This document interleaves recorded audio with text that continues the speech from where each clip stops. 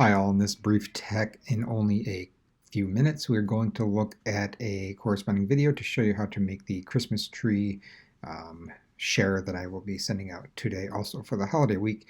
This was from a class we worked on, something like this, and I just wanted to make sure everybody had a chance to use it, copy it, modify it, or learn how to do it. Basically, to make the activity, simply only did a few steps on Jamboard. If you've never used Jamboard before, it's a wonderful tool. I can show you more in depth sometime, but it's pretty simple to use. So check this out. First thing we're going to do is set the background by clicking Set Background. You can do anything you'd like, even have a custom one. I prefer, for this, just using the blue background because anything on that now pops and stands out. Secondly, I want to now add my Christmas tree. To do that, I'm simply going to go to Images. I'm going to go to Google Image Search, and I'm going to put Clip Art Christmas Tree. And then I'm going to choose this tree right here. And now that that's on my page, I can change the size of it.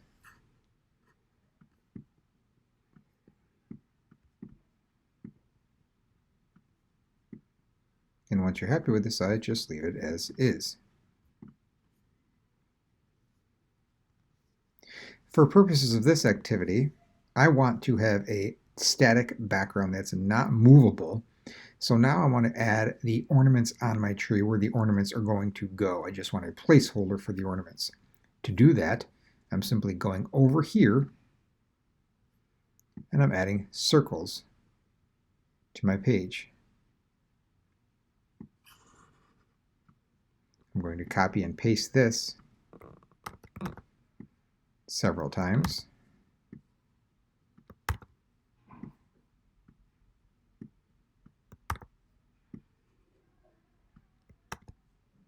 And again, this is, you could decide how you want this laid out.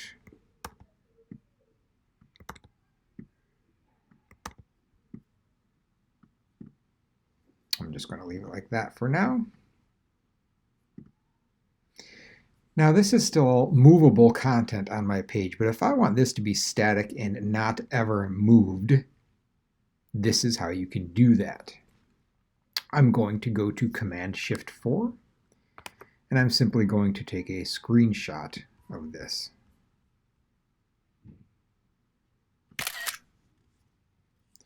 Once I have the screenshot, I'm going to clear my page. And now I'm going to reset the background again using a photo on my computer. That photo is the background that I just took. Now you'll notice that's the background of my page. I can now not move any of these pieces accidentally. Now that that's done, let's make our ornaments. And to do that, I simply have to make circles again. I want to make them kind of the same size, if not a little bigger than the ones on there. Once I'm happy with that, I'm going to copy and paste it, or I can change the color first. Let's do that. Let's make these red. Make a couple of those here. Let's change this one to yellow. Copy and paste some of those. Let's change this one to blue. You get the idea. Copy and paste some of those. I think I have 10 total. Now these can now slip right over the ornament spots on the tree. Okay?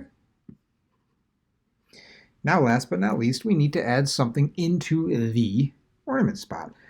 For purposes of the activity I did with the other class, it was simply a matching game.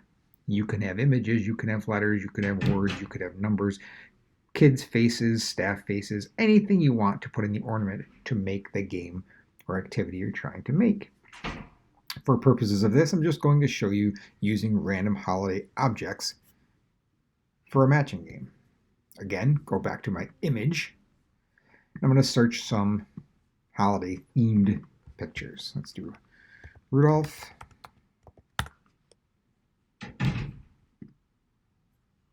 Let's get the pictures first, and then we'll worry about copying them and sizing them on the page. Let's go back and do present.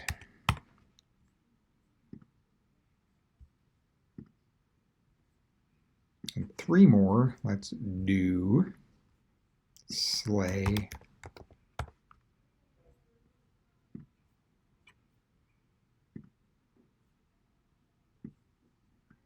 Again, you can do anything you want. Let's do Santa.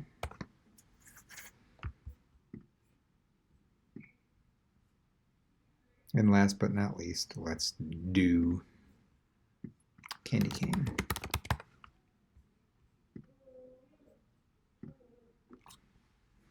Now that I have the images that I want to put into the spots on the tree, first I have to resize them, obviously, to make them smaller. Make sure they fit, and then again, copy and paste that to wherever the matching spot's going to be. And it's going to be a little tricky for some of these. You can change the sizes of the ornaments and all that, but for purposes of this, let's just keep it like this for now. Again, I'm just resizing, making sure it fits in the box spot. I'm copying and pasting it, just putting it somewhere. In theory, yes, I could have this whole thing set as a static background except these pieces. So I could have had all this set and just had the ornaments movable. Then you're limited if you ever want to change the order or the layout of the activity. So I'm just keeping it like this for now.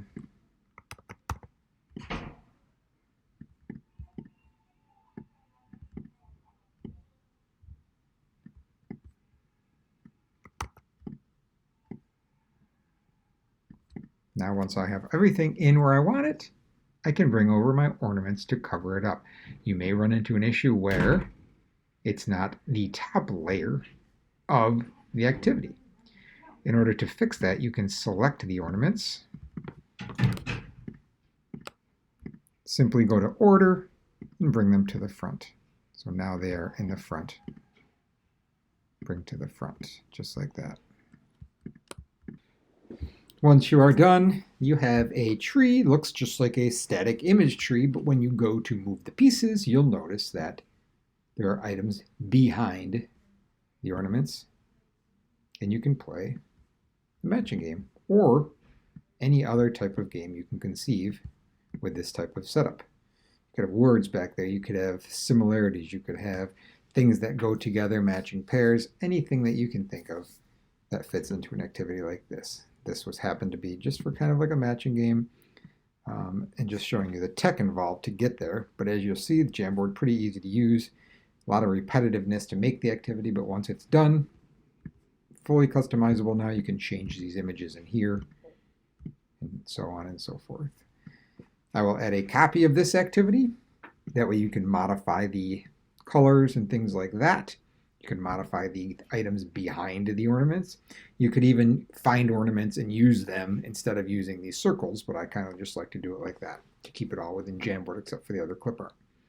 Again, quick and easy way to make interactive type activity. This is holiday themed, but it could be used for anything. I will send a copy of this for you to use and the video if you want to make your own. Hope this was helpful. Happy holidays. Thanks for watching.